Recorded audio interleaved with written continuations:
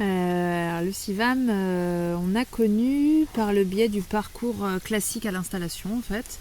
Je crois que c'était toi, tu t'étais renseigné les tout premiers moments où on voulait s'installer. On était allé au point d'accueil installation qui est co-organisé par la Chambre et donc le CIVAM, et tu étais tombé sur Valentin. Et très vite, on a décidé de faire des formations avec eux parce qu'il y avait une liste de formations qui était assez alléchante, notamment des formations à l'installation en émergence de projet. Et c'était vraiment notre cas, c'était ce dont on avait besoin à ce moment-là. Et le CIVAM est assez compétent pour aider les jeunes installés. Je dis jeunes, pas en âge, mais les porteurs de projet à peaufiner leur projet, à l'éclaircir, à le préciser. Et c'est ce qu'on a trouvé avec le CIVAM dans un premier temps. Dès le début, ça nous a remis dans un chemin, je dirais, presque philosophique de se dire que pourquoi on s'installait et que c'est très humain en fait. Toutes ces questions de projets, de changement de vie et de projets agricoles aussi, on ne vient pas du cadre, on n'a pas de famille agricultrice, on n'a pas de lien vraiment à la terre de nos parents et en fait on est des non issus du milieu agricole et on change de vie en devenant agriculteur. Donc on a des attentes, on a souvent des attentes techniques, on a besoin d'avoir des données, on a besoin d'avoir des idées précises de quel outil, de combien je vais dépenser, etc. Et le CIVAM nous a apporté un pas de côté en nous disant n'allez pas trop vite, tout ça, ça existe. La technique, ça viendra. Exactement, il y a des sources pour avoir ces données-là. Par contre, posez-vous la question de savoir qu'est-ce que vous en attendez de ce nouveau métier, quelles sont vos attentes, quelles sont vos envies, et déjà cherchez au fond de vous-même ce qui vous donne envie de le faire et comment vous voulez le faire. C'est surtout ce qu'on y a trouvé dans la formation L'idée au projet, qui est animée par le CIVAM sur plus d'une semaine, où on est avec d'autres porteurs de projets et où vraiment on creuse l'aspect humain notamment de notre projet, de notre installation. Et il y a aussi des détails techniques qui nous déstressent, puisqu'en tant que porteur de projet, on est tous un peu anxieux sur les aspects administratifs et autres. Donc il y a ça qui est apporté, il y a des bases. Le CIVAM est très compétent pour nous apporter toutes les bases, ce que l'on doit savoir, mais pas plus, parce qu'on est souvent angoissé à se dire qu'il faut répondre à tout un tas de critères, et en fait il y a finalement moins de choses que ce que l'on pense qui est obligatoire pour vraiment s'installer et devenir paysan tout simplement, quoi. Ouais, ça nous a aussi apporté, je dirais, un réseau.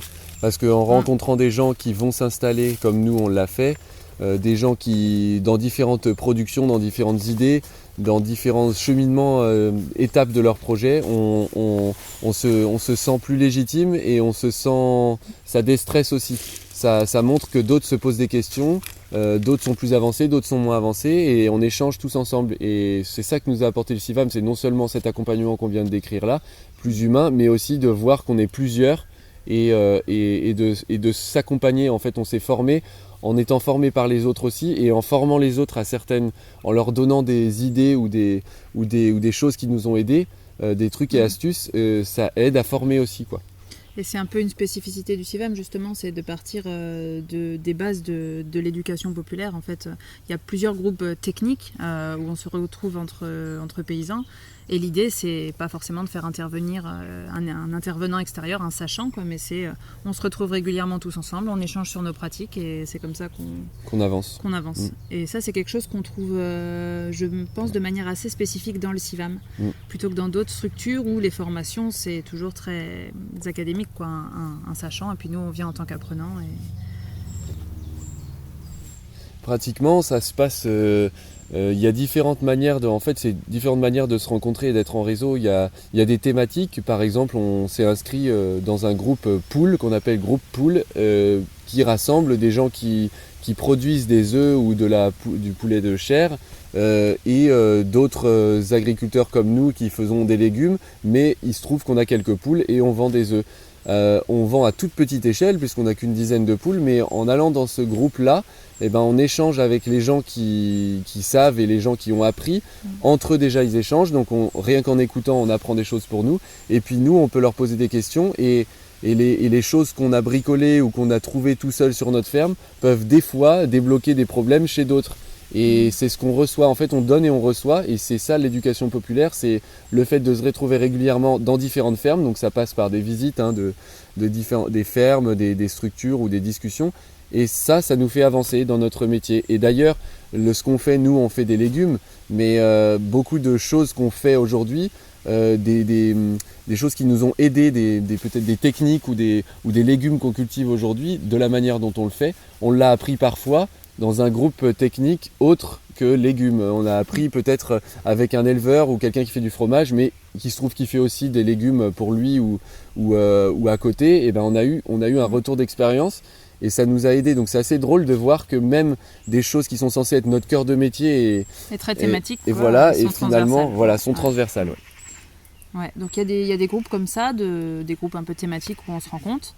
Il y a aussi des formations un peu plus institutionnelles où par exemple la compta pour les nuls, où il s'agit vraiment de découvrir quelque chose qui nous fait tous un peu peur, et puis le CIVAM apporte des éléments techniques qui nous aident dans notre vie de tous les jours. Il y a aussi des formations qui sont plus sur l'aspect relations humaines, prévention des risques sociaux, un peu médico-sociaux dans le domaine de l'agriculture, donc des formations qui sont sur la thématique faire un pas de côté de sa ferme, comment organiser son temps, comment bosser ensemble quand on est à plusieurs, en couple. Il y a tout un tas de formations qui visent à améliorer le bien-être des paysans dans leur boulot de tous les jours. Et ça, c'est une spécificité CIVAM, hein. C'est vraiment des formations qui commencent à être reconnues. Je sais que la formation travailler en couple, elle est sur liste d'attente. Tout le monde en parle et puis on sait que c'est vraiment quelque chose de qualité qui est fourni. Donc il y a tout cet aspect formation au CIVAM. Qu'est-ce qu'il va y avoir d'autre ? Parce qu'il vaut mieux parfois faire un pas de côté et aller dans un groupe de discussion sur sa production ou une autre, ou une sortie, une visite de ferme, que de désherber ses carottes. Je pense que des fois, on peut mettre à côté 1 heure de désherbage de carottes sera sûrement moins efficace pour la vie de la ferme, sur le court terme même, que 1 heure de formation. Voilà. C'est vrai que ça, on le voit. Il ne faut pas tarder à désherber les carottes. Oui, jamais. Ça peut vite devenir catastrophique. Jamais.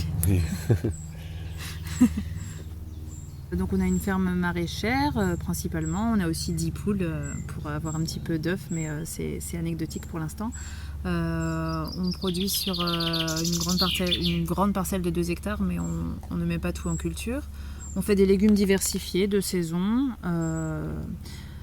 On a pris le label bio également, mais ça pourrait ne pas être notifié, parce que de plus en plus, quand on avance dans notre cheminement, on se dit qu'en fait c'est un peu la base et on devrait pas avoir à l'expliciter. Ça devrait même pas être sur un marché privatisé des labels, mais bon, il se trouve qu'on produit selon le cahier des charges bio et même on essaye d'aller un petit peu plus loin. Et on vend en grosse majorité en vente directe sur notre ferme, sur un petit marché communal. Donc 2 fois par semaine, et on écoule aussi une petite quantité de nos produits en filière un peu plus longue avec les Biocoop de Quimper, avec 2 Biocoop. On commence à travailler un tout petit peu aussi on a été sollicité par un supermarché de Bénodet qui veut avoir un rayon local, donc on se lance là-dedans avec des pincettes. On va voir comment ça évolue, si ça nous convient. Et en été, on a un marché sur la côte, donc à Bénodet. On travaille de temps en temps, il faudrait que ça soit plus, et on y travaille avec un centre d'action sociale là, à Combrit pour vendre quelques légumes à ceux qui en ont le plus besoin selon nous. Donc on réfléchit à cette question d'accès à l'alimentation déjà au CIVAM. Donc nous, c'est notre toute petite contribution, mais voilà, on se pose beaucoup de questions. Et voilà, c'est à peu près tout sur nos débouchés.